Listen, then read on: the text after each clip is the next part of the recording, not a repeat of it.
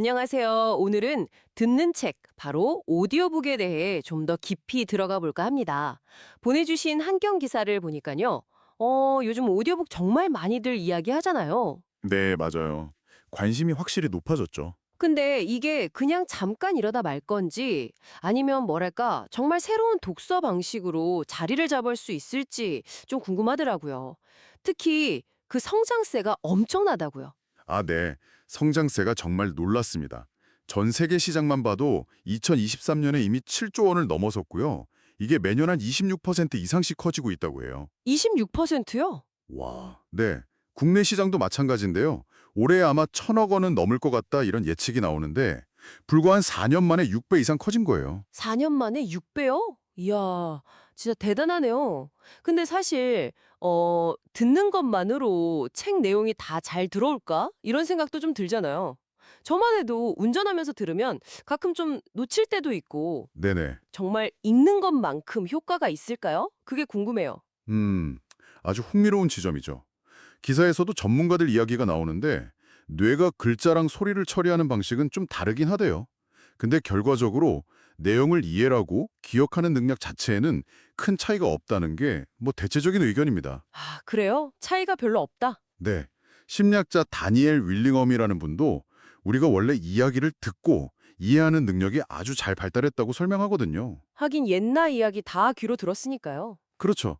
오히려 다른 일 하면서 뭐 예를 들면 이동하거나 운동하면서도 책 내용을 접할 수 있다는 건 진짜 큰 장점이죠. 아, 맞아요. 바쁘니까 멀티태스킹이 중요하잖아요. 시간 활용 면에서는 정말 매력적이네요.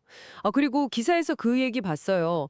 전문 성우나 요즘엔 AI가 감정을 실어서 읽어주면 훨씬 몰입이 잘 된다고요. 네, 맞습니다. 특히 뭐 시나 소설 같은 문학 작품 있잖아요. 그런 건 목소리 톤이나 감정 전달이 되게 중요하거든요. 그렇죠. 잘 만든 오디오북은 그냥 글자만 볼 때랑은 다른 그런 깊은 감동이나 운율감을 주기도 해요. 이게 오디오북만의 매력이라고 할 수 있죠. 듣고 보니 장점이 정말 확실하네요. 그런데 왜 우리나라 공공도서관에서는 오디오북 찾기가 좀 어렵다는 이야기가 나올까요? 기사 보니까 미국은 성인 38%가 오디오북 듣고 도서관 대출도 엄청 활발하다는데 네, 차이가 좀 크죠. 국내 광역 대표 도서관 오디오북 보유율은 전체 장소의 막 1% 수준이라고 하던데요. 이 차이는 뭔가요? 바로 그 점이 지금 좀 중요한 포인트 같아요. 시장은 이렇게 커지고 있고 듣는 독서의 효과도 있는데 공공 인프라가 아직은 좀 못 따라가는 거죠. 아, 인프라 문제군요. 네, 이런 상황에서 국내 기업 중에 오디온이라는 곳의 역할이 좀 눈에 띄는데요. 여기가 국내에서 거의 처음으로 오디오북 제작을 시작해서요. 지금 한 1만 8천 종 이상 가지고 있대요. 1만 8천 종이요? 네, 이게 추정하기로는 국내 전체 오디오북 유통량의 한 36% 정도 된다고 하더라고요.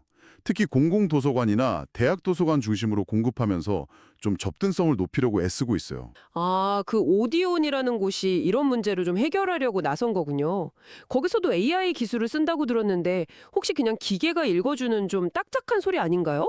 저 약간 그런 경험이 있어서. 아, 그 부분을 되게 신경 쓰는 것 같아요. 단순 텍스트 음성 변환, 그 TTS 기술만 쓰면 아직은 좀 부자연스럽고 듣다 보면 피곤할 수 있거든요. 맞아요. 좀 그렇죠. 그래서 오디오는 AI 음성 기술에다가 전문 성우 연기 데이터를 학습시키고 또 사람이 직접 편집하고 교정하는 과정을 더한다고 해요.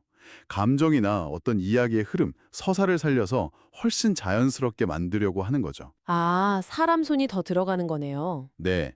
그냥 기계음이 아니라 사람의 감성을 좀 담으려는 노력으로 볼 수 있어요. 그럼 도서관에는 어떤 식으로 공급하는 건가요? 도서관도 예산이 한정적일 텐데. 그것도 좋은 질문인데요. 기사를 보면 오디오는 도서관에 소장형 모델로 제공한대요. 소장용이요? 네. 그러니까 한 번 구매하면 그냥 영구적으로 이용할 수 있는 거죠. 매년 구독료 내는 방식보다 길게 보면 도서관 예산 운영에도 더 효율적일 수 있고요. 또 디지털 자산으로 남는다는 장점도 있고 아무래도 접근성을 높이려는 전략으로 보입니다. 그렇군요. 확실히 장기적으로 보면 그게 더 나을 수도 있겠네요. 오늘 이렇게 쭉 얘기를 들어보니까, 오디오북이라는 게 단숨이 책을 듣는 걸 넘어서 시간을 효율적으로 쓰게 해주고, 또 새로운 감성적인 경험도 주고, 정보 접근성까지 높여주는 잠재력이 정말 큰 매체 같아요. 네, 맞습니다. 앞으로 기술이 더 발전하면 경험은 더 풍부해지겠죠. 그렇죠. 중요한 건 이런 변화에 맞춰서 당신을 포함해서 누구나 원할 때 좋은 품질의 오디오북을 쉽게 접할 수 있는 환경을 만드는 거라고 생각해요. 네, 환경 조성이 중요하겠네요. 특히 공공도서관의 역할이 커 보이는데요. 오디오북 콘텐츠를 좀 더 늘리고 관련 서비스도 강화하면 정보 격차를 줄이는 데도 분명 도움이 될 겁니다. 오디언 같은 기업들의 노력도 이런 환경을 만드는 데 기여할 수 있겠고요. 네. 자, 그럼 마지막으로 당신에게 질문 하나 던져볼게요. 만약 당신이 자주 가는 동네 도서관에서 읽고 싶었던 바로 그 책을 언제든 아주 완성도 높은 오디오북으로 들을 수 있다면 어떨까요? 당신의 독서 습관 어떻게 바뀔 것 같으세요? 그리고 눈이 아니라 귀로 먼저 만나고 싶은 책 혹시 있으신가요? 한번 상상해 보시는 것도 재미있을 것 같습니다.